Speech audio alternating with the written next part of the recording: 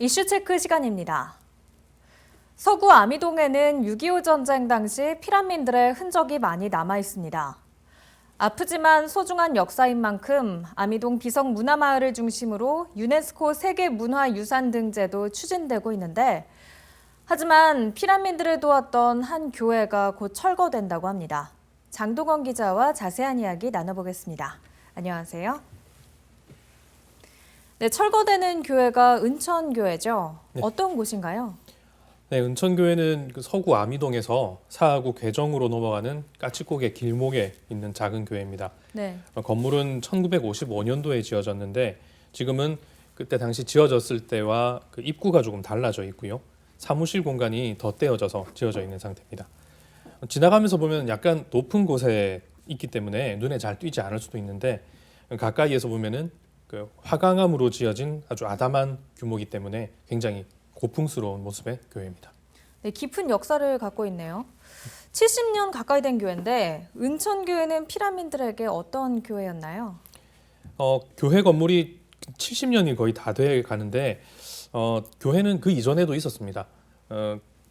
그 이전에는 천막에서 교회가 시작이 됐는데요. 네. 그때 당시에 이제 피난 내려온 분들이 이 아미동 주변에 그 피난 오면서 살게 되면서 이분들이 이제 식량도 없고 교육도 못 받고 그런 실태였는데 이 교회가 이제 미군 부대에서 원조를 받은 강냉이 죽이라든지 분유라든지 이런 것들을 피난민들에게 보급을 했고요. 그다음에 학교 가지 못하는 피난민들의 아이들, 그 아이들이 교회에서 공부를 하기도 했었습니다. 제가 그 교회 취재를 갔을 때 네. 그때 당시에 어린 아이였던 그때 그 교회에서 공부를 했던 분이 이제 어르신이 돼서 저한테 당시에 이야기를 해주신 분들도 있었고요. 그다음에 교회 바로 주변에 계시는 주민분들은 이 교회가 수십 년 동안 이 마을의 구심점이 되어 왔다, 그런 추억들을 이야기해 주신 분들도 꽤 있었습니다. 그렇군요.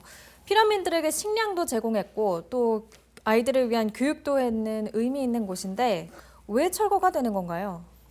교회 바로 길 건너에 지금 신혼부부와 청년들이 입주할 그 행복주택이 지어지고 있습니다. 고지대 노후주택들이 굉장히 밀집해 있는 지역이다 보니까 이런 큰 아파트가 들어서게 되면 그 지금 도로로는 감당이 안 되는 상황이거든요. 그래서 도로 확장 공사를 하게 되는데 이 도로 확장 구간에 네. 이 교회가 포함이 되어 있는 겁니다. 교회는 역사적 가치나 이런 것들이 있다고 해서 이제 보존이라든지 복원에 대한 요구를 계속 해오고는 있는데 서구청이나 부산시에서는 이 교회 건물이 문화재로 등록이 되어 있지 않기 때문에 그런 그 지원에 대한 근거가 없다. 그래서 철거 대상이다. 그렇게 지금 이야기하고 있는 상태입니다. 철거가 되면 그 가치뿐만 아니라 어르신들이 갖고 있는 그 기억의 흔적들이 다 사라지는 건데 참 안타까운 일이라는 생각이 듭니다. 예, 맞습니다.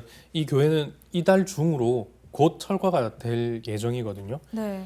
그 주변으로 이제 임시소득기념관이나 비석문화마을 같은 경우에는 그 피란 역사 보존을 위해서 굉장히 공을 많이 들이고 있는데 반면에 이 교회는 행정적으로 뒷받침이 되지 않는다는 그런 이유 때문에 그 이제 보존되지 못하고 철거가 결정이 된 상태인 거죠. 일부 보상을 받게 되기는 합니다. 근데 이 보상이 그 역사적 가치를 반영을 했냐 이런 거에 대해서는 의구심이 많이 들고요. 그러면 지금 그 은천교회 목사님의 말씀을 한번 들어보시죠. 네.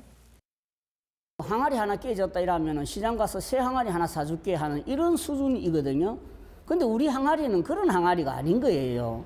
이건 아주 다른 가치를 갖고 있는 그런 항아리는 이건 가격의 개념이나 평가의 개념이 훨씬 달라야 되는 그런 건데 옆에 있는 건물에서보다 조금 더 새 거 하나 사줄게 하는 이런 수준으로 이걸 평가한다는 것은 정말 잘못된 평가다.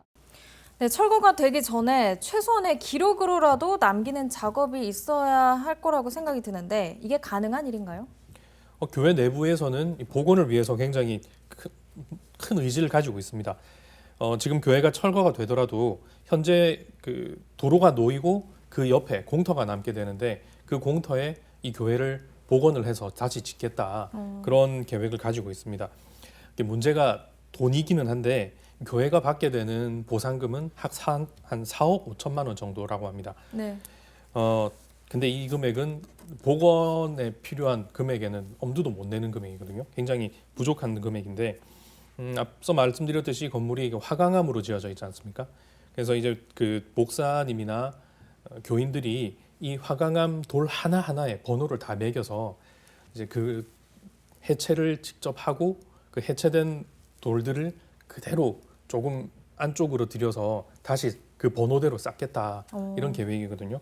그런데 그렇게 하기 위해서는 인건비 다 빼고 그런 기술적인 부분에서 전문가에게 맡기더라도 그 최소한 8억 정도는 든다라고 이야기를 합니다. 근데 뭐 여러 가지 기술적인 면에서 돈이 계속해서 들어가게 된다면 뭐 한 20억까지도 들 수 있는 작업이라고 하는데 이러다 보니까 이렇게 쉬운 작업은 아닌 거죠. 네, 쉬운 작업은 아닌 것 같습니다. 근데 화강암으로 지어져서 그런지 우아함과 웅장함이 돋보이는데요. 교회가 보면 볼수록 참 아름답다는 생각이 듭니다. 이런 교회가 꼭 보존됐으면 좋겠습니다. 네, 복원까지 굉장히 힘든 과정이 될 겁니다. 그렇지만 그런 만큼 교회는 의지가 굉장히 확고하고요.